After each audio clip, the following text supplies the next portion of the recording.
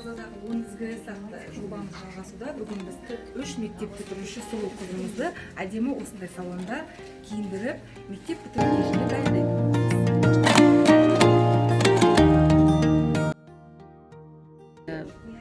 Ұйымдастырып жатқан біздің Қарасай ауданы Қаскелең KZ, ол кісілерге де көп-көп, баршаңызға көп-көп рахмет айтам.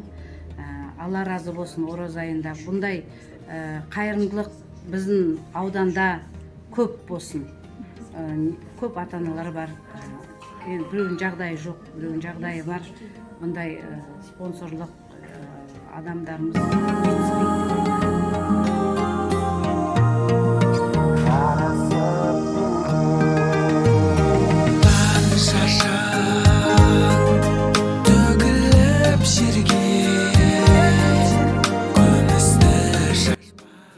Любовь, красота, доброта спасет мир. И не только в этом месте. Всегда всех призываю помогать людям, друг другу помогать и делать добро.